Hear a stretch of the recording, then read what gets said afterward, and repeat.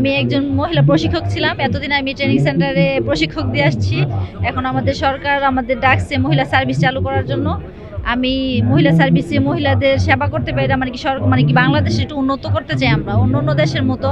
যেমন মেয়েরা তো এরকম পায় না, আমরা যদি ওনাদের হেল্প করি বা আমরা যদি গাড়ি চালাই, আর আমাদের যেই করা গাড়ি দিয়ে চালু করতেছে, আর যদি সরকার আমাদের চায় আরও কিছু গাড়ি দিলে আমাদের ভালো হবে। কেননা 64টা জেলায় এই অল্প গাড়ি দিয়ে হবে না। যদি সরকার আমাদের সহযোগিতা করে তাহলে আমরা মহিলা সার্ভিসটা চালাইয়া মানে কি এটা সবসময় চালাইতে চাই, আমাদের যদি হেল্প করে। আর জনগণদেরও আমাদের হেল্প করতে হবে। আমাদের যে বড় ওস্তাদ আছে, যত ড্রাইভার আছে বাংলাদেশের ভিতরে, সব ড্রাইভার আমাদের পিতার সমতুল্য। ওনারা যদি আমাদের মহিলা সার্ভিস চালানোর সময় আমাদের একটু হেল্প করে, আমরা যাতে এটা চালাই যেতে পারি। ওনারা যাতে মানে কি বাজে কমেন্ট না করে, সবাই পজিটিভ থাকতে হবে। যদি বাজে কমেন্ট করে তাহলে কিন্তু এটা অজরে ঝইরা যায়। আগামী প্রজন্মের যদি হাল ধরতে চাই, তাহলে আমরা তো ইনশাআল্লাহ প্রশিক্ষিত ড্রাইভার।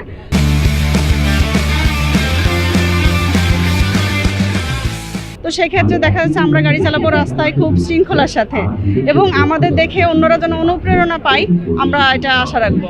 প্রথম হতে কার না ভালো লাগে? বিষয়টা হচ্ছে আমরা আমাদের একটু অন্যরকম ভালো লাগবে। যেমন প্রথম পাইলট, প্রথম নারী ড্রাইভার, প্রথম ট্রেন চালক, প্রথম মেট্রো রেল যে চালিয়েছে একজন মেয়ে, প্রথম বলতে একটা অন্যরকম অনুভূতি। তো সেই ক্ষেত্রে দেখা যাচ্ছে যে আমিও তার ব্যতিক্রম না, আমিও মহিলা বাস চালক। তো সেক্ষেত্রে আমি যেহেতু প্রথম, আমার ভালো লাগার বিষয়টা একটু অন্যরকমই। ভাইয়া, আমি মতিঝিল বাস ডিপোতে কর্মরত আছি। আজকে আমাদের মহিলা বাস সার্ভিসের শুভ উদ্বোধন ঘোষণা করা হবে। বাংলাদেশের এই সর্বপ্রথম মহিলা বাস সার্ভিসটা চালু হচ্ছে, আর সেই মহিলা বাস সার্ভিসের আমি একজন পাইলট হিসেবে নিজেকে গর্বিত মনে করছি। মহিলা নেওয়া যাবে না, বাসে অনেক ভিড়, দাঁড়ায় যাইতে পারবে না, ওই সব দিক বিবেচনা করে মেয়েদের জন্য আলাদা বাস সার্ভিস হয়েছে। এটা আমাদের জন্য অনেক সুবিধা হবে, ভালো হবে।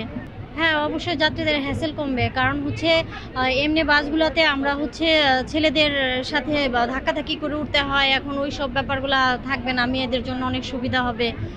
সব মিলে ভালো। আলহামদুলিল্লাহ, আমার কাছে ভালোই লাগছে যে মহিলাদের নিরাপত্তার জন্য এটাই আমরা শুভকামনা করি, যেন দেশটা যেন আরও সুন্দরভাবে যেন হয়। এটা আমার কাছে নতুন, তার সাথে অনেক অবাক। যেহেতু আমি বাসে উঠি না, তারপরে আমি বলবো আমার দৃষ্টিতে এটা খুবই সুন্দর একটা ব্যবস্থা করেছে। এটা সবার জন্য একটা নিরাপদ স্থান। আমাদের হ্যারাসমেন্ট যে হতে হয় বাসে উঠলে, ওই জিনিসটা এখন হবে না। তারপরে সিট নিয়ে যেই সমস্যাটা, ওইটাও এখন আর হবে না। আমরা অনেক স্বাচ্ছন্দ্য বোধ করবো।